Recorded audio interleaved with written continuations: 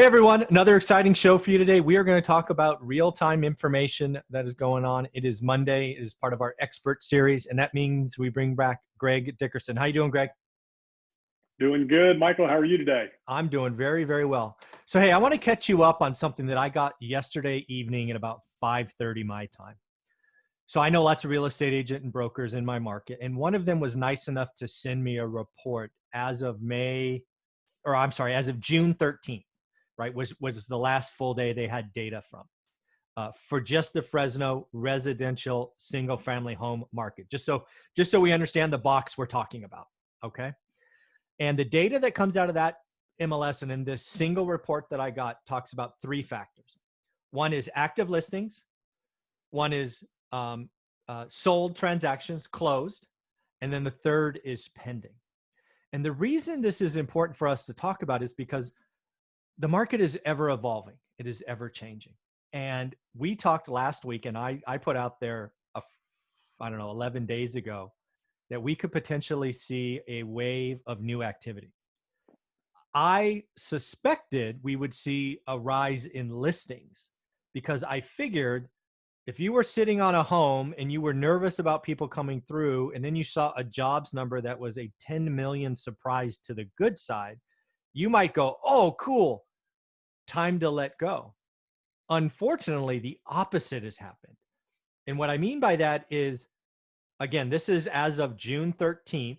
So 13 days of June compared against 13 days of May. Listings were down 20%. So we were already low. They're lower. Transactions were down about 12 or 13%. But pendings were up 47.5%. So where I was hoping for more listings, all I got was more demand. And we got, I've never seen a rise like that in pendings. Now, the pending is not closed, and if you want to be a naysayer, I get it. But that is crazy. And what I put out a video late last night saying if this continues, prices will go up, and they'll go up spectacularly because it's supply and demand. So I was curious what you think of that. You may have some questions because you may not have seen the report, but let me stop there and see what you think. Yeah. No, I'm with you. It's all about supply and demand. I think we're seeing the same thing in a lot of markets. And I tell you what's driving it is, Okay. obviously with the resurgence of the coronavirus, people are kind of holding off if they were going to list and sell and have people coming through the house. So we had the protests and that, kind of put a hold on things in a lot of areas. That's still kind of going on. With the resurgence of the coronavirus, we're still in the first phase. We never got rid of the first phase. So now that we're reopening, I think we're starting to see now what we all kind of knew. It's like, if we just reopen and let everybody back out, isn't it just going to come back? Yeah. And, so it certainly has. And what the experts are saying is that we're not even in the second phase yet, Yeah. which would be like a fall, kind of a thing. China is going back on lockdown. They're gonna go on strict lockdown measures again because of resurgence. So it's coming back all over the world. As people open up and get back out there. And then of course, with everybody gathering with the protests, which I think are a great thing. We're seeing revolution across the world with social injustice and racism and things like that. But those gatherings are a problem, obviously, in the middle of the coronavirus. So that's exacerbating the resurgence of that. So I think you're seeing a little bit of that. The other thing that's interesting, record low interest rates. So that's spurring people into action. Yeah. On the topic of price, what's really interesting is if you go back pre-2009, as the markets were heating up, inventory levels were shrinking, buyers were out there, the prices kept going up, up, and up, and it seemed like nobody cared. You could almost sell something for 20 to 30% the next week after you bought something. Yeah. This time, post-2009, we haven't seen that. The housing market has been red hot. We have seen values come up, but they're back about where they were at the peak of 0405 before it really went through the roof and started coming back. And we're not seeing people pay anything exponentially. We still are seeing ceilings on values in certain areas, depending on what's going on. People are just pulling back and renting. Even with record low interest rates, I mean, it broke below 3%. I think it might still be today. Now, the third thing is forbearance. Forbearance is way down. Yeah. So a lot of those people that were, in potential situations that might have to sell, we're seeing, all that pullback, 115,000 applications down, for forbearance and things. So there's a lot going on out there in the housing market that's really, really interesting. Yeah. And again, I look at this every day. I mean, I talk about it, I teach it, I help people try to learn their markets. And another thing I do is I put out my goals. I track my goals weekly. And one of the things that I put out on my weekly goals, which you can go back and look at my playlist, there's like 100 of them now or 50 of them. I was writing offers out of the Fresno MLS, just like I teach. And I don't know, as soon as like 3 or 4 weeks ago, I was writing like 10 or 12 a week or something like that. I didn't write any offers last week because the market is so frothy, right? I was writing offers that make sense for me, which generally meant 10 to 20% below asking. And I was hearing back repeatedly, there's 8 or 9 offers with 7 of them being above asking, right? The supply is so low that it just doesn't make sense for my models. So there's a very good chance that if listings stay small, I won't be writing any offers this week probably, because again, it just doesn't work. And what I'm trying to figure out is, okay, my spidey senses tell me this is going to be short term, right? Because we have some cabin fever going on. We have record low interest rates. We have essentially a spring selling season that never happened. And a selling season means you have sellers and buyers. Yeah. We still have sellers not doing anything, but that doesn't mean the buyers aren't there. And the buyers are coming out of Class A. The millennials are buying now, and demand is through the roof. And in fact, I looked at my portfolio, I think it was Friday, and I found a triplex. It's 3 little houses hasn't performed for the 8 years I've owned it. I listed it 10% higher than I think it's worth, just to see. So, it's so interesting. And so how's that going? Any activity? What are you seeing? My agent actually had a birthday this weekend, so I gave her time. So I'll find out about 11 o'clock today. I don't know. We'll see. Yeah. That'd be interesting to know. Yeah, I'll tell you next week. I mean, we'll see. Because again, I don't have to sell it. I don't own any. I mean, I own it free and clear. So, whatever. But yeah, I'd like to sell it. That'd be nice. But again, it. Part of me thinks it's cabin fever, right? But I don't know how long that lasts, because real single family homes, unlike multifamily, really has 2 buyers, right? It has owner occupants and it has investors. And owner occupants specifically, once the good news gets in the newspapers and online, I saw it in 04, 05, and 06, it just builds on itself, right? That was what, I think 04 was a healthy real estate year, but then 05 was unhealthy, and then 06 was like way unhealthy. But a lot of that was because people just got caught up in the moment. Yeah, and then it shot through the roof until 09. And until it just fundamentally didn't make any sense. And prices are still not back there. And for me, like, I sold the first house I ever bought, I sold for $260. 14 years later, it's only worth $187. That's how crazy it got. But I don't know. So, it's all supply and demand, Yeah. like you said, and then it's interest rates, and this is commercial and residential. That's true. The interest rates are key. Yeah. So here's the interesting thing to think about and to watch. Okay, so I've talked and I've written articles for years, going back to 04, 05, before 2009. Mm-hmm. The 2 things you got to watch are inventory levels and interest rates. Okay. As inventory levels rise and interest rates rise, you're headed for bad news. Now, back 04, 05, before 2009, and then that little spurt up to 2009, interest rates were in the sub 4%, right around sub 5, but occasionally sub 4% range. Yeah. So 5% was the threshold, and I used to say, if we get near 5% or over, it's done. Right. And that's what happened. We crossed 5% after 2009. The market shut off like a faucet, and everything dried up. Now we're at a point to where it's 4%, because you're looking at sub 3%. Yeah. Rate. Crazy. And anytime we get close to 4%, people start pulling back. Okay. So those are the indicators you got to watch now. Those are the thresholds. And then price is relative. Okay. Now, if you're paying, under 3%, well, that $500,000 house that was, that was $500,000 at 3.5 to 4%, at 2.5%, well, you can pay $600,000 for it, and you've got the same payment. So that's kind of what's happening. Where it used to be, people would go for the bigger house because it was the same price. Got it. Now it's the same house with a bigger price. So you're not seeing people, upscale and go to bigger houses. People have downsized and they're still looking for smaller houses, but the smaller houses are going up in price. So it's a real interesting dichotomy that's going out there in the economy right now. And I'm seeing house prices, for some of this stuff, where I live, average homes, 2,800 to 3,500 square foot in the $750,000 range when they should be in the low to mid fives. Wow. Yeah. Cause again, it's just interesting. Cause again, I had a friend Friday put a house on the market that was nothing special, 199, full top of the market, squeezing every penny out of current value. He was bid up to 215. He had a bidding war of like 4 people. Yeah. It's crazy. So in my market, you can't even get a house for under 300 grand hardly. I mean, there's almost nothing under 300,000 and definitely nothing under 200,000 unless you go out in the rural areas. Yeah. And I'm in Charlottesville, Virginia, so we're not in like this super high end market like San Francisco or anything. I mean, Charlottesville, I think our median house price is if it's not there, it's pushing the 4s now, mid 4s. Wow. Yeah. So I think a couple of things are going to happen. First and foremost, let's realize we're talking about 2 local markets here, right? We're not talking about San Francisco and New York. I think San Francisco and New York are clearly going to have price deterioration because people are leaving, right?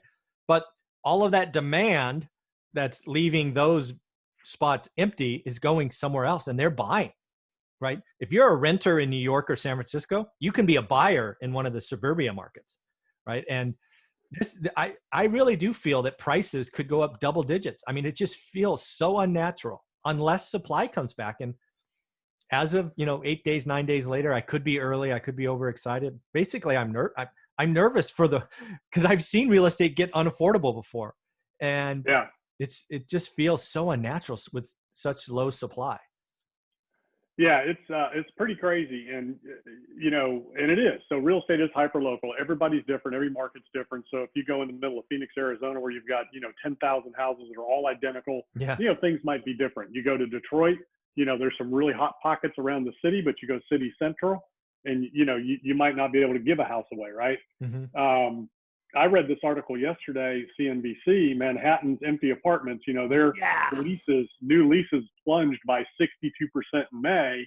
And, there's an exodus actually now. So we were wondering how these things would affect cities. And especially in New York, man, a lot of people are leaving more so now than ever before. You're probably going to see a lot of that in Seattle. You're probably going to see a lot of that in some of these other big cities as the virus resurges, as those things come back, as things continue down the path that we've been. But Manhattan's taking a beating.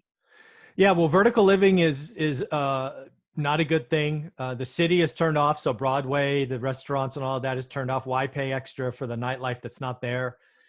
Your employers are telling you can work from home. And oh, by the way, let's not forget New York and California are a high tax state. So why don't you just go across the border and get a pay raise because your taxes are lower? California and New York are going to feel this for years to come, and it will be a negative feeling, in my opinion, because people are going to go elsewhere because they can work, they can keep their jobs, they can go somewhere else, better quality of life, more space. Again, space is good, and that's why I think single family homes could surprise me to the upside this year. It's really about listings. When do the listings come back, Greg? That's what I want to know is, when do the listings come back? Come on, tell me that. When do they come back? Well, as interest rates start rising and the buyers, will slow down, and as we get rid of the virus, I mean, again, a lot of people just aren't moving. And, the other thing too, with the remote work, so that's, keeping people from having to move for work because more and more companies are saying, hey, you can stay where you're at. So, I think there's just so much going on right now until we get the coronavirus thing resolved and behind us. I don't think you're going to see things get back to normal in terms of the housing market and things like that. People seem to be staying put, more so now. And I don't know what that is. I mean, I guess a lot of people aren't hiring. So I've heard that over and over and over. A lot of people said, oh man, I had this job lined up. I was supposed to move. And now with the, shutdowns, the job went away. So there's a lot of that happening. So the whole economy, a lot of people think, and there was talk 2 weeks ago, right? I mean, isn't this crazy? It's week to week, day to day. 2 weeks ago, oh, it's all over. Everybody's opening back up, and we're off to the races, and everything's going to be fine. And you and I are like, wait a minute, it's still going to be a good year to 18 months before you get any kind of real recovery, even if nothing else happened. Just because, again, you can't go from lockdown when you haven't gotten rid of anything, you don't have a vaccine, to opening back up and expecting everything to be normal, and this thing just goes away. So, there's a lot of businesses that aren't going to reopen. There's a lot that weren't able to reopen. There's a lot that aren't rehiring, even though we've got a lot of jobs and a lot of people are going back to work. You know, you got to understand what that means. We went from like being totally shut down in a lot of major industries to all of a sudden opening back up. So that created millions of people going back to work, but there isn't a lot of traffic out there. You know, when you go out and about the areas, it's still pretty empty out there, and we're still running on fumes in terms of where we were. Yeah, well, I mean, let's just play this out, right? If listings stay artificial again, they were 30%, 25% low heading into this, and they're lower now. But if listings stay at that for your local market, right? Find out where your local market is for people. Go figure out how many active listings they were February 28th of 19. Go look at what they are today. I'm going to guess they're lower for most markets, excluding the big cities, Seattle, New York, LA, blah, blah, blah, blah, blah. And if that's true, there's a very good chance that listings stay at that artificially low level because there's no reason to move, as you're saying. That's excellent point. Yeah. And if that's true, prices are going to go up. They have to. Interest rates are low. The federal government is still loaning money at sub 3% for owner occupants. And man, if you would have asked me 2 months ago if real estate could go up in a shutdown economy, I'd have said no freaking way. But man, I don't see active listings jumping. I don't see it happening. And that means I'm going to buy a lot less houses than I thought. Yeah. When there's nothing for sale, it's very difficult. And, as you know, I work with people all over the country and, investors, and they're all having the same issues with, trying to get inventory. There's just the sellers just aren't doing anything. And, we're seeing that in the commercial and multifamily world as well, even with distress in the commercial, office, retail, sectors, hotel sectors. You're not seeing a lot of inventory come on the market. Yeah. Yeah. And I'm sitting here thinking what's going to spur sellers, right? So when I think about single family homes in this market, right, there is a large percentage, I shouldn't say that. There is a decent percentage of homes owned by these big hedge funds, right? That they gobbled up tens of thousands of homes during the crisis. I wonder at what price point do they become net sellers? That's something I think about because that's a lot of inventory there, and maybe they never do. I just checked the MLS. Okay, go ahead. So I just checked the MLS while we were talking. If y'all see me doing this, I'm checking things as you and I are talking because this is such real time going on. I'm looking at the market. I'm looking at the inventory. So right now in my market, Charlottesville, the city of about 65,000 people, very small geographic area, the city of Charlottesville proper. Normally we have around 100 houses to 120 on the market at any given time. Okay. I've been here since 2011. The most I've ever seen is close to 200 in the city. And the least I've ever seen, now this is interesting. The least I've ever seen was back in 2017. Okay. It was December 2017, January 2018, somewhere in that time frame. Okay. We had gotten down to about 20 houses on the market in our city. Oh, wow. 19 to 20. Okay. When we normally keep, hundreds, right? So when I first moved here in 2011, it was a couple hundred, then it was 100, 150. It came down to that point. Okay. Then it went back up. So before coronavirus, we were sitting over 100 houses on the market at any given time. Okay. We're down to 50 right now. Oh. Then we have a bigger county that surrounds the city that has about 300,000 people. Okay. And in that, or 100 something thousand people, or something, I can't remember what our MSA is, but anyways, it's bigger. Big geographic area. Like you can drive an hour in two directions and still not leave the county. Big county. Okay. Big county. So normally there's 550 to 600 houses. Now this is just single family I'm talking about. I'm not even talking about condos. I'm just talking about single family. Single family. Yeah. Normally 550 to 600. Back when the city got down really low, it got down to just under 300. Okay. And that's kind of where it's at now. It's back around 300 when we normally should be around 500. So we're seeing inventories 50% lower than we usually do, even in our area.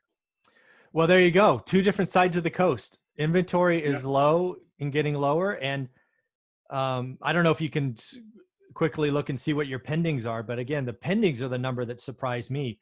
Pendings in my market are up 47.5%, almost 50%. And if your pendings are up that big and your inventory is low, dude, you're talking days of inventory, not weeks or months. So so there's 284 pending in the county with, what did I say? You said 300. With 335 active. So that's And then like in our 5 weeks county, of inventory. right. Now in the city, there are 56 active and 104 pending. So go figure. Jesus. Mm-hmm. 104 pending and 56 active. Okay. Yep. That, you know what that is? That is the mother of all bidding wars, and we are going to have price Mm-hmm. increases. Mm-hmm. That's what that means, right? The question is, how far will people go? Because we're not seeing them. There is a threshold. You're seeing, even with bidding wars, you're seeing a threshold where people they stop at a certain point. But again, where are the freaking listings? Right. If I was a real estate agent and there was 56 active and 104 pending, I would be paying people to call. Are you thinking about selling? Are you thinking about selling? Are you thinking about selling? Yeah. Go get And they're some all listing. hearing it. So the sellers are all hearing it because the agents are doing that. I mean, agents are on it, man. And, they're mailing, they're calling, they're like, I need listings, please sell your house now. People are like, it would be interesting to get, understand from the agents. And I haven't asked this question. So if there's real estate agents watching this, put in the comments, Yeah. why are the sellers not selling? That's what we need to know. What's going on? What is the reason? Are they not moving because of jobs? Is it the virus? Is it, what is it? What's going on with people not selling? So I don't know what it is. Yeah. So It's got to be that. It's got to be fear, because it's either one or the other. You would not sell or not list for two reasons. One, you think you get a better price in a few months, which nobody, Mm-hmm. at least before today, nobody would think, right? Nobody's think you're going to get a higher price in a pandemic. But now you and I'm going to be putting this out there every day until it's not true. It's awesome. Why list today? I'll get a better price tomorrow. Right? It's freaking crazy. Or you're afraid. Now's the time to list. Now is the time to list. And again, now this is the thing for everybody watching. I've said it over and over and over. It's more important to know the top than it is the bottom. Amen. What did we see in the market last week? We hit a peak. We hit the top. And, I've said it before, we're going to see Dow 15 before we see Dow 30. We got close to Dow 30, and I could be wrong because, that's based on nothing. I'm not a stock market guy, but just intuition, right? Just knowing and watching the economy, the fundamentals, the intuition. It's all an overinflated, game of free money that's being played by the hedge funds. They're calling each other up, hey, Michael, I'm going to short X today. Why don't you go long? You know what I mean? Yeah. They're going back and forth. Oh yeah. That's what's going on. Yeah. So again, prices buying and selling from each other. Yeah. Yeah. Again, it's fear and greed. I mean, those are the only, if you're a homeowner and you're an owner occupant, you're not even an investor like us, right? You don't have dozens of homes, right? You have one. You don't list for two reasons. One is I'm going to be greedy because I'll get a better price next month. Or two, I'm afraid for some reason. And we are clearly on the afraid side. And I don't see any reason to stop that. I don't see that changing, right? All these daily reports about spikes in this and spikes in that and jobs in this and jobs in that. The more and more we talk about this, the more and more convinced we are going to be artificially low on inventory all year. Yeah. All year. Until we get through this. Yeah. Until we get through this. And that's what it's got to be. Now I have some neighbors that, have been trying to sell, and they're selling a product that has been selling well in the neighborhood. And, they're wanting to move so that it's not stopping them, but they're not getting any showing. So with record low inventory, they're not even getting any showing, So it's kind of interesting. You have all these pendings way up, you have inventory way down, but they're not getting any traffic in a product that should be getting traffic. So it just doesn't make any sense. Is it a jumbo product? I'm just curious.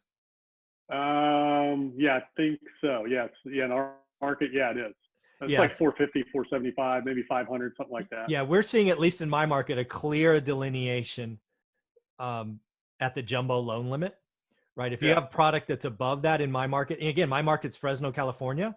That market, even though I talk generically about total listings, that is the one market that is days on market is expanding, right? There's no increase.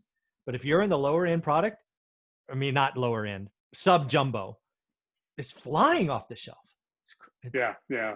And, I'm in, so DC, I'm real close to Washington, DC, one of the hottest housing markets in the country. Same metrics up there. Richmond, Virginia, our state capital, same metrics there. Hampton Roads area, military, same conditions there. And then also a resort rental area, the Outer Banks of North Carolina, summer vacation home, short-term vacation rental market.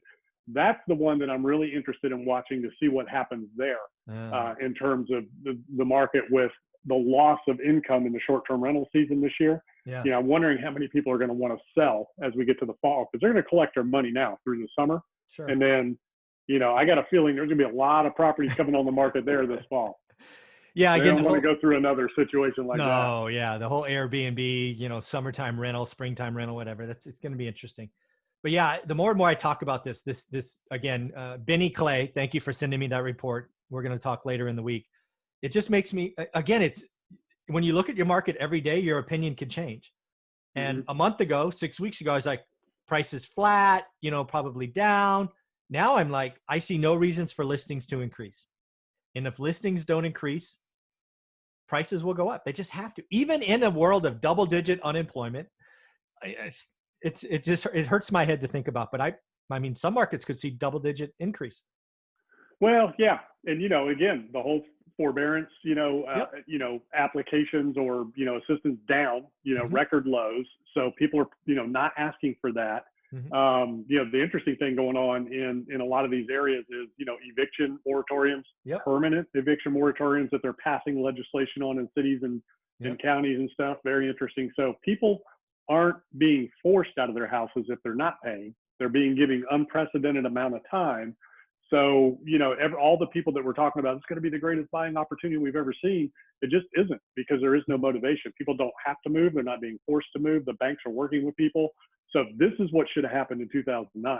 They should have taken this approach in 2009, and it would have saved a lot of pain and a lot of people. But it's a very different environment, very different climate. And, it's interesting. It makes me want to just like do a poll and find out, what people's plans are, that we're going to, were you going to move? Why aren't you moving? What's going on? Just to see what's happening out there. Yeah, this has been a wonderful conversation because, again, with these expert conversation, folks, we have no idea where we're going with these. We just start with a topic and roll. I am more convinced now than 45 minutes ago that prices for single family homes below jumbo, so let's be clear, right, below jumbo, are going to be up this year in most markets. I don't know about you, but what do you think after looking at it?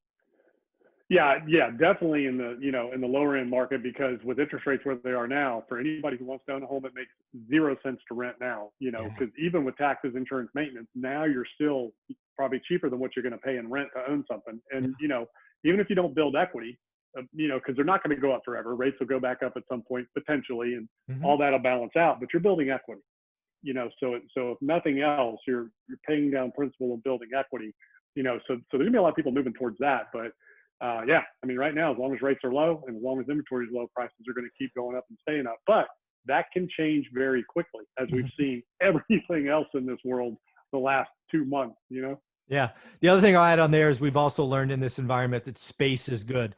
Hence, we are seeing again, I believe something that is not being said out there in the commercial apartment sector is Class A is going to get hit harder than other times, right? There's always been this Class A does best in a recession because they have the most financial reserves, blah, blah, blah, blah, blah. True. This time is different. We are learning now that space is good. Your home office, your gym, your daycare is all in the same spot. Do you want to do that in a 1,000-foot apartment or a 14 or 15 or 2,000 square foot house with a front and backyard? Space is good. So that's just more demand on housing. Again, demand is spiking. There's no motivation to sell. Prices are going to go up. It just feels so crazy to say in a world of double-digit unemployment. So thank you very much for your time. This has been so much fun. And this is crazy times. It is. Live data feed coming in as we speak. So. There you go.